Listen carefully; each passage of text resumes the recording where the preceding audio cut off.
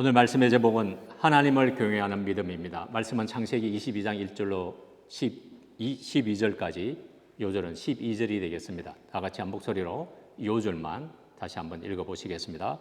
시작. 사자가 가라사대 그 아이에게 내 손을 대지 말라. 아무 일도 하지 말라. 내가 내 아들 내 독자라도 내게 아끼지 아니하였으니 내가 이제야 내가 하나님을 경외하는 줄 아노라. 제가 잠시 기도하겠습니다. 하나님 아버지, 저희들은 참으로 연약함을 고백합니다. 주님을 아주 오랫동안 알고 또 주님을 믿고 섬긴다고 했음에도 불구하고 저희들의 모습이 쉽게 변하지 않는 저희들의 자신의 모습을 돌아볼 수 있습니다.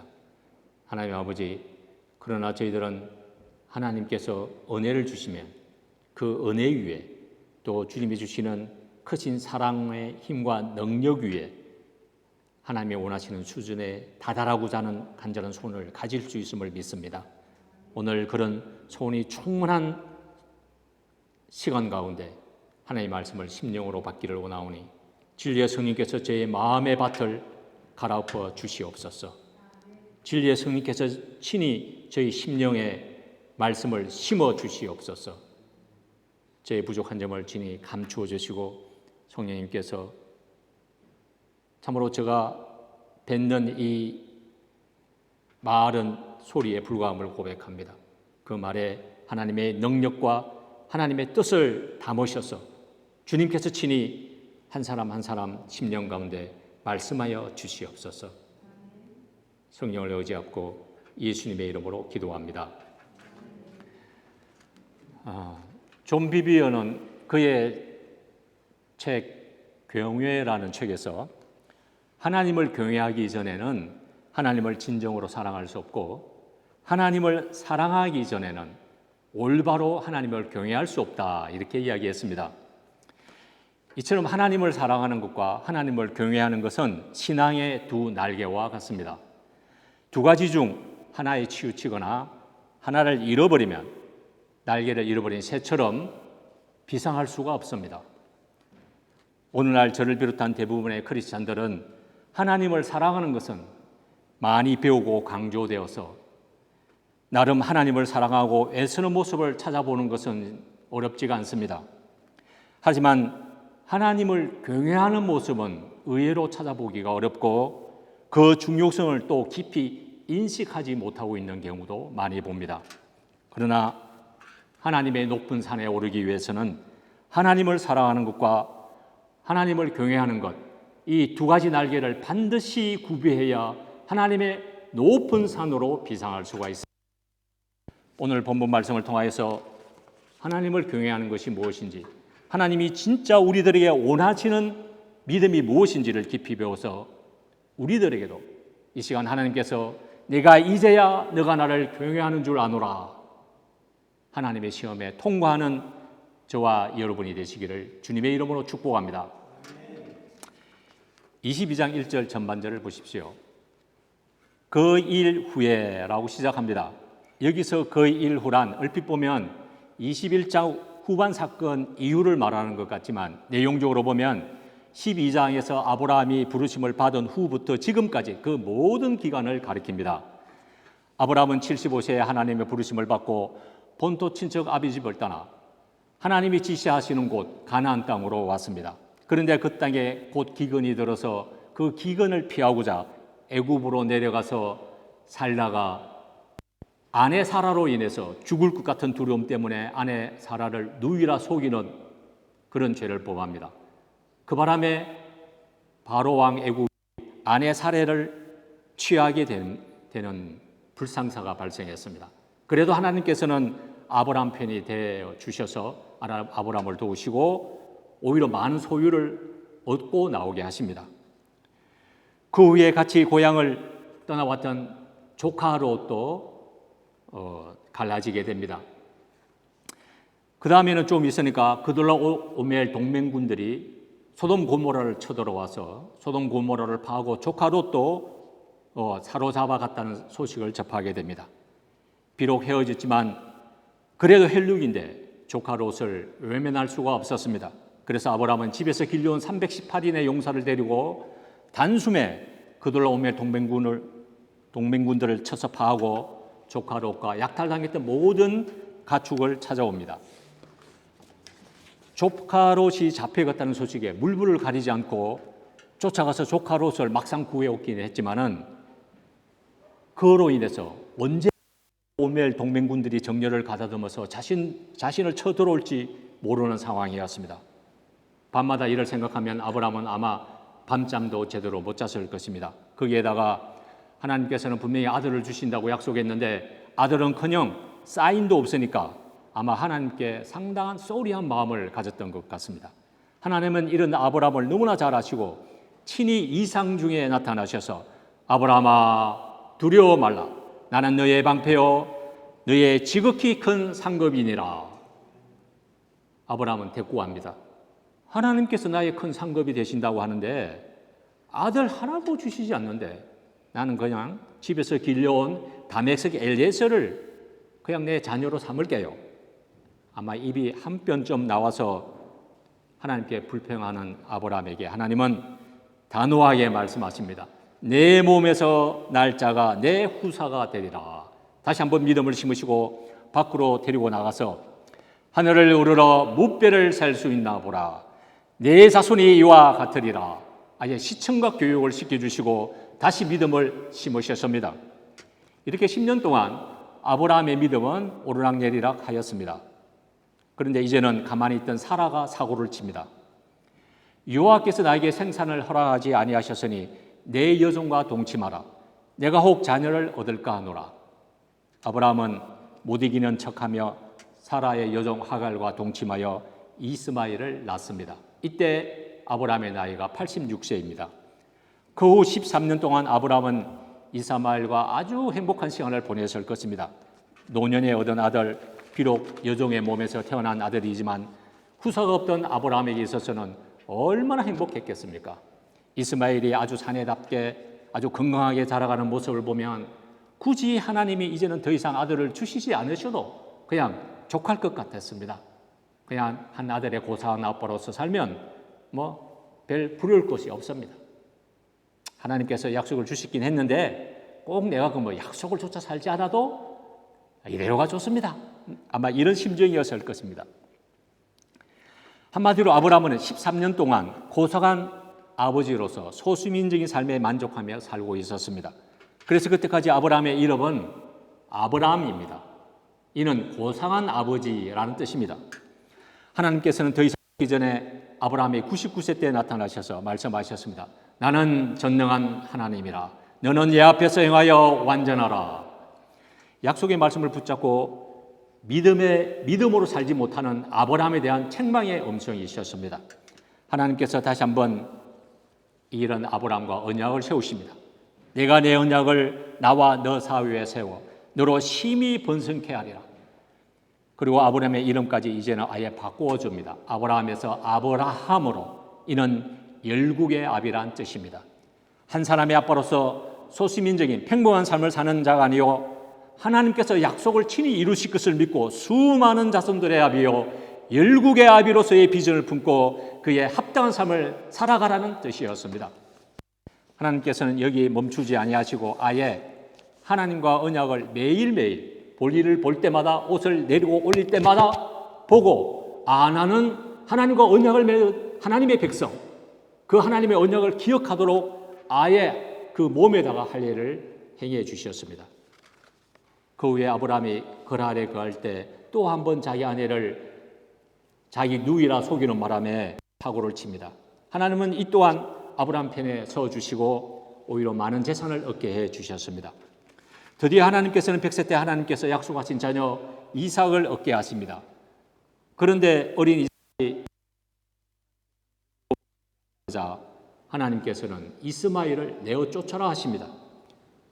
비록 종의 자식이었지만 아브라함의 자식입니다.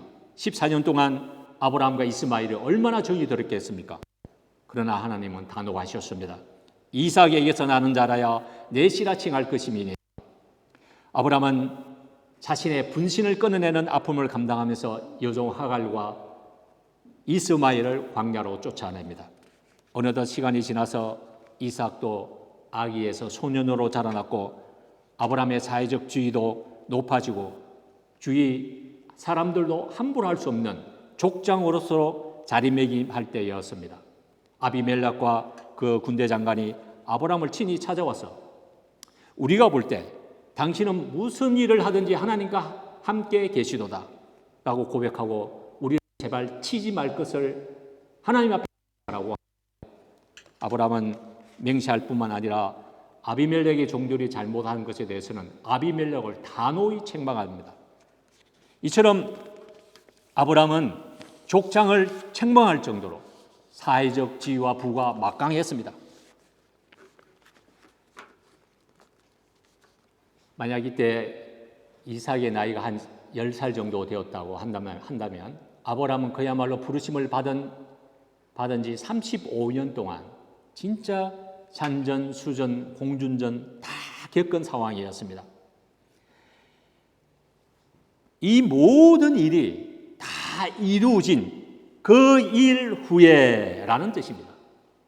하나님은 그 일 후에 아브라함을 시험하시려고 아브라함아 부르셨던 것이었습니다. 여기서 시험은 테스트를 말합니다. 하나님은 아브라함에게서 그의 믿음이 어떤 믿음인지를 검증하고 싶으셨던 것이었습니다. 하나님은 처음부터 우리를 시험하지 않으십니다. 하나님은 우리들에게 감당치 못할 시험을 주시지 아니하시기 때문에 우리가 정말 하나님의 시험을 믿음으로 잘 감당할 수 있을 때, 또 내가 한 단계 성장할 수 있을 때 하나님은 친히 우리를 시험하십니다. 하나님께서는 사랑하시는 자, 결코 마귀에게 빼앗길 수 없는 자, 어떤 축복을 주시더라도 그 축복을 잘 감당할 수 있는 그런 자는 하나님은 반드시 연단하시고 시험하셔서 그 믿음을 검증하십니다. 아브라함의 시험이 무엇입니까? 다 같이 2절을 읽어봅시다. 여호와께서 시작. 여호와께서 가라사대 내 아들 내 사랑하는 독자 이삭을 데리고 모리아 땅으로 가서 내가 네게 지시하는 한 산 거기서 그를 번제로 드리라. 내 아들 내 사랑하는 자 독자 이삭입니다. 하나님께서는 아브라함이 이삭을 얼마나 사랑하고 귀하게 여기는지 너무나 잘 아십니다. 이삭이 아브라함에게 있어서 얼마나 중요한 존재인지를 너무나 잘 아십니다. 정말 눈에 넣어도 아프지 않을 자식입니다. 이삭 때문에 이스마엘도 쫓아내었던 것이었습니다. 25년 동안 믿음으로 살았던 믿음의 열매요, 아브라함의 전부요 가치였습니다. 더군다나 이삭은 하나님께서 약속으로 주셨던 약속의 자녀입니다. 이 이삭을 통해서 천하만민이 복을 받겠다고 하신 하나님의 말씀이 담겨있는 아들입니다. 그런 약속이 담겨져 있는 이삭을 더군다나 번제로 드리라는 순간 아브라함의 귀를 의심할 만도 하지 않습니까? 정말 이것이 하나님의 음성이 맞습니까? 차라리 저를 받으시고 아들 이삭만큼은 하나님의 약속을 위해서라도 남겨놓아야 되지 않겠습니까? 그런데 아브라함은 그 어떤 말도 하지 않았습니다. 3절을 보십시오. 아브라함이 아침에 일찍 일어나 나귀의 안장을 지우고 두 사원과 그 아들 이삭을 데리고 번제의 썰 나무를 쪼개어 가지고 떠났습니다. 그 길은 3일 길이었습니다. 3일 동안 아들 이삭을 하나님께 번제로 드리기 위해서 그 길을 걷고 있는 아브라함의 심정이 어떠했겠습니까? 지난 30년이 넘는 나그네 같은 세월이 아브라함의 눈앞에 파노라마처럼 스쳐 지나갔을 것입니다. 믿음으로 산 결과가 이것이란 말인가? 이때까지는 하나님을 믿고 믿음으로 살아왔는데 사랑하는 아들 이삭을 번제로 드리라는 하나님의 말씀에는 아무리 이해를 하려고 해도 자신의 긴 인생 여정에 어떤 영적인 의미를 부여하려고 해도 맞추어지지 않는 퍼즐과도 같았을 것입니다. 설령 하나님의 음성을 들은 그 첫날은 내가 말없이 순종을 했다 하더라도 3일 동안 걸어가면서 얼마든지 다른 마음이 생길 수도 있습니다. 하나님께서는 사람도 각을 떠서 번제로 드리시기를 원하시는가? 이럴 바에야 차라리 약속도 주지 마시고 이삭도 허락하시지 마시지. 약속을 할 때는 언제고 이제 와서 이삭을 내놓으라고 하는가. 그러나 본문에는 아브라함이 삶의 길을 걸으면서 어떤 말이나 행동도 기록해 놓지 않았습니다. 4절을 보십시오. 3일에 아브라함은 눈을 들어 하나님이 지시하신 한 산을 멀리서 바라봅니다. 그리고 사원들에게 너희는 여기서 기다리라. 내가 아이와 함께 저기 가서 경배하고 너희에게로 돌아오리라. 아브라함이 번제나무를 취하여 이삭에게 지우고 자기는 불과 칼을 손에 들고 이삭과 함께 동행했습니다. 그런데 아들 이삭이 아비 아브라함에게 묻습니다. 내 아버지여, 불과 나무는 여기 있거니와 번제할 어린 양은 어디에 있습니까? 아브라함도 사람인데 내 아버지여, 불과 나무는 여기 있거니와 번제할 어린 양은 어디에 있습니까? 아브라함은 이런 이삭을 아들아, 아들아 끌어안고 그동안 그렇게 참았던 비통한 눈물을 쏟아낼 법한도 했습니다. 그런데 아브라함이 무엇이라고 말합니까? 아들아, 번제할 어린 양은 하나님이 자기를 위하여 친히 준비하시리라. 아브라함은 하나님이 지시한 곳에 이르러 단을 쌓고 나무를 깔아놓고 그 아들 이삭을 결박하여 단나무 위에 올려놓았습니다. 그리고 칼을 잡고 손을 높이 들고 이삭을 잡으려고 하는데 하늘에서부터 하나님의 음성이 들렸습니다. 아브라함아, 아브라함아. 하나님께서도 얼마나 급하셨는지 두 번이나 연속해서 부르셨습니다. 그 아이에게 내 손을 대지 말라. 아무 일도 하지 말라. 내가 내 아들 내 독자라도 내게 아끼지 아니하였으니 내가 이제야 내가 하나님을 경외하는 줄 아노라.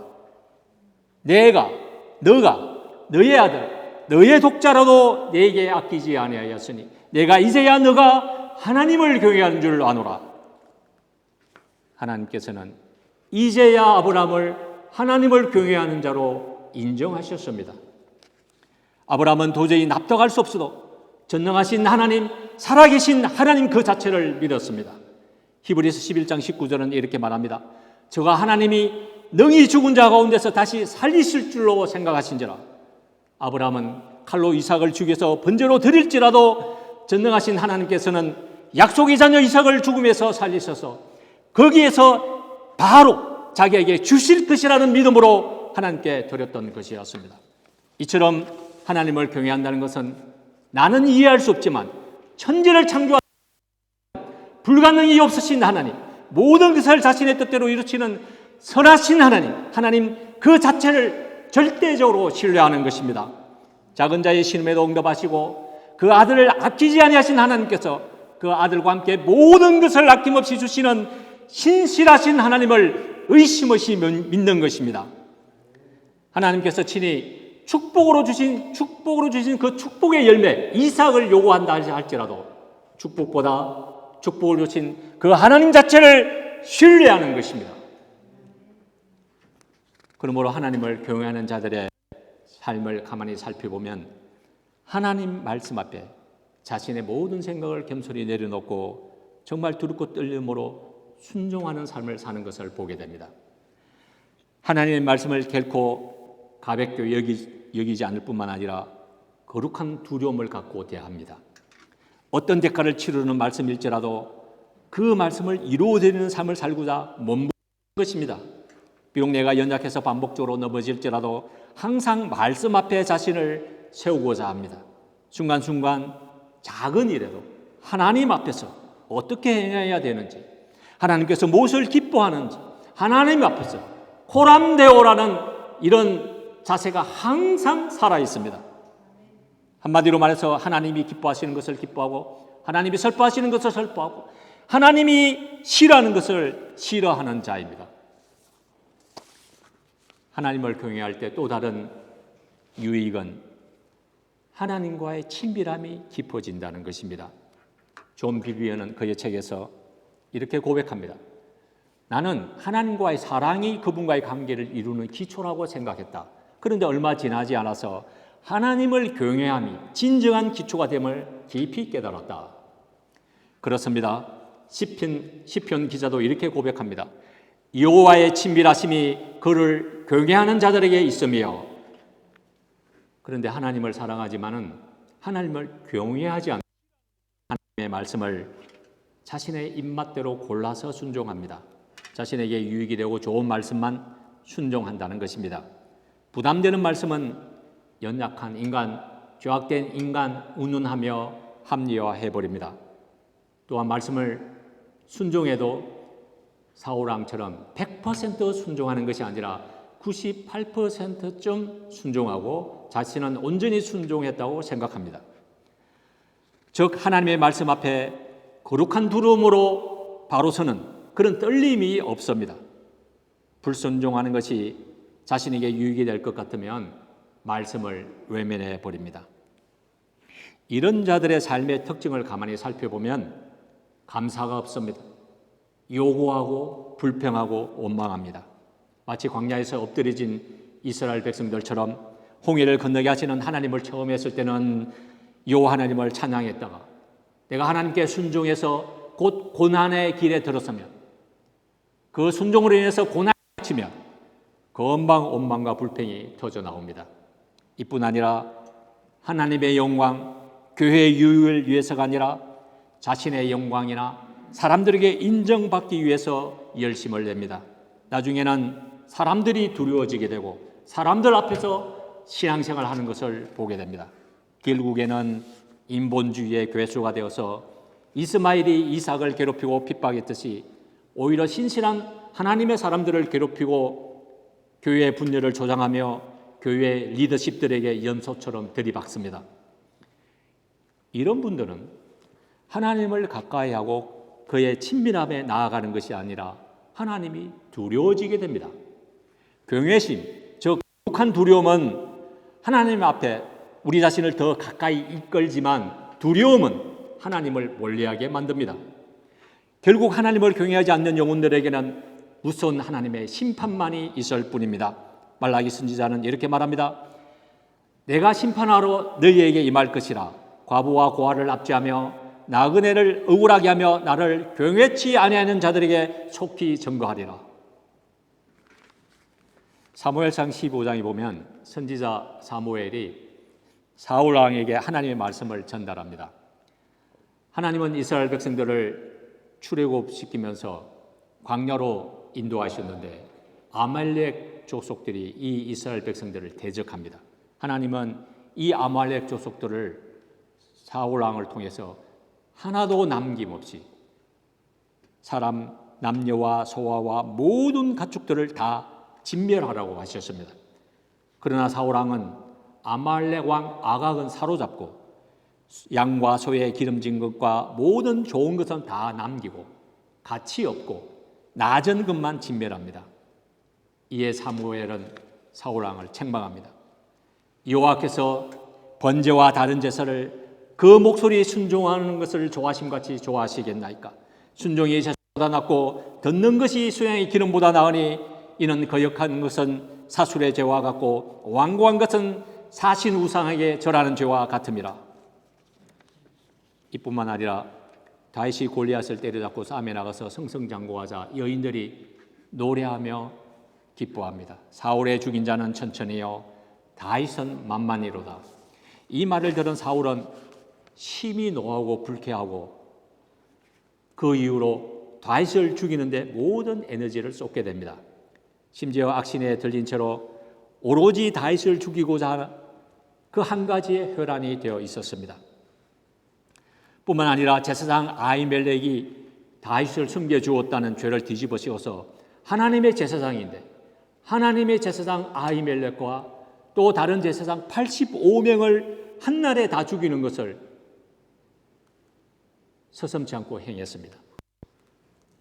이에 반해 다윗은 어떠했습니까? 다윗이 목동 시절에 전장에 나가 있던 행들에게 먹을 양식을 갖다 주러 갔는데 블레셋 사람 골리앗이 이스라엘 군대를 모욕한 소리를 들었습니다. 모든 이스라엘 병사들은 두려워하였지만 다윗은 외쳤습니다. 이 할례 없는 블레셋 사람이 누구간데 사시는 하나님의 군대를 모욕하겠느냐? 너는 칼과 단창으로 내게 나오지만 나는 만군의 여호와 이름 곧 너가 모욕하는 이스라엘 군대의 하나님의 이름으로 너에게 가노라. 한 번은 다윗이 사울에게 쫓겨서 엔게디 항구지 어느 한 굴에 숨어 있었습니다. 그런데 다윗을 쫓던 사울왕이 뒤가 급했는지 볼일을 보러 그 굴 속에 들어왔습니다. 이때 다윗의 사람들은 여호와 하나님께서 원수 사울을 우리 손에 붙이시니 지금 당장이라도 죽이자고 합니다. 그러나 다윗은 사울의 옷자락만 가만히 뺍니다. 이는 자신이 사울 왕을 죽이고자 했으면 얼마든지 죽일 수 있었다는 증거를 남기기 위함이었습니다. 그럼에도 불구하고 다윗은 사울의 옷자락 뱀을 인하여 그 마음이 찔렸습니다. 내가 손을 들어 여호와의 기름 부음을 받은 내 주를 치는 것은 여호와의 금하시는 것이니 그는 여호와의 기름 부음을 받은 자가 됨이라. 다윗은 자기를 죽이고자 그야말로 혈안이 되어 있는 사울 왕이라 할지라도 그가 하나님의 기름 부음을 받은 자이기 때문에 그 원수 사울 왕의 옷자락을 조금 뵌 것만으로도 마음이 찔려 자신의 처하는 행편보다 또 사람들이 생각하는 시선보다는 하나님께서 사울왕을 어떻게 보시는지 하나님의 관점에서 원수 사울왕을 바라보았다는 것이었습니다. 이뿐만 아니라 다윗이 바세바로 간음하며 하나님 앞에 범죄했을 때 하나님은 나단 선지자를 통해서 그의 죄를 책망했습니다. 이때 다윗은 사울처럼 변명하지 않았습니다. 왕의 건서로 얼마든지 무시하며 자신의 죄를 합리화시킬 수도 있었습니다. 그러나 다윗은 내가 여호와께 범죄하였노라. 그의 죄를 진실되게 고백했습니다. 시편 51편이 다윗이 자신이 지은 죄로 인해서 정말 상하고 통회하는 심정으로 하나님 앞에 드리는 회개의 기도문입니다. 이처럼 사울 왕과 다윗 왕 똑같이 하나님께서 기름 부어 세우신 왕들이었습니다. 그런데 그의 그 두 분의 말로는 너무 비교할 수 없을 만큼 사울 왕은 그 최후가 너무나 비참합니다. 그러나 다윗 왕은 하나님의 국성 역사에 대들보 같은 자로 쓰임을 받습니다. 온 인류의 메시아이신 예수 그리스도가 다윗의 후손으로 오셨기 때문입니다. 두 사람은 너무나 다른 대조를 보여줍니다. 그 차이가 뭐라고 생각하십니까? 그것은 바로 하나님을 경외하는 믿음의 차이였습니다. 사울 왕은 하나님 말씀 앞에 두렵고 떨림으로 살기보다 항상 상황 윤리와 자기 자신의 변명에 급급했습니다. 그러나 다윗은 비록 왕이었지만 하나님 앞에서 하나님의 말씀 앞에서 살았습니다. 이는 그가 하나님을 경외하였기 때문이었습니다. 솔로몬은 세상의 모든 부귀영화를 한 몸에 누렸던 왕이었습니다. 그 가운데 시련도 있었지만 그가 생애를 마치면서 전도서를 기록했는데 그 한마디가 헛되도다였습니다. 그리고 이 전도서 마지막에서 이렇게 고백합니다. 일의 결국을 다 들었으니 하나님을 경외하고 그의 명령들을 지킬지어다. 이것이 모든 사람의 이것이 솔로몬 왕이 활했던 인생의 결론이었습니다.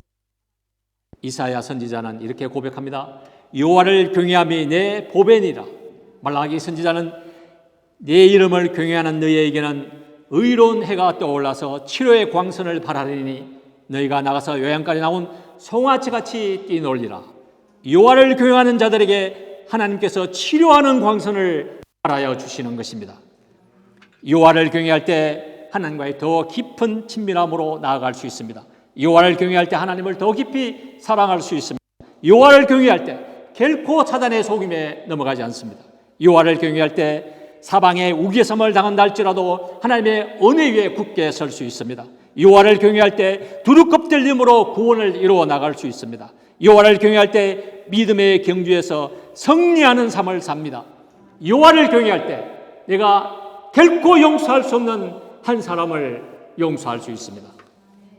지금 이 시간 나는 할 수 없지만 하나님의 한마디 말씀에 순종하고자 몸부림치며 그 말씀 앞에 엎드리는 한 분 한 분들에게 우리 주님은 말씀하십니다. 내가 이제야 너가 나를 경외하는 줄 아노라. 기도하겠습니다. 하나님 아버지, 저희들은 정말 연약합니다. 마음은 간절하고 늘 그렇게 소원하지만 저희들의 연약한 육신 때문에 하나님을 섣불시게 할 수밖에 없습니다.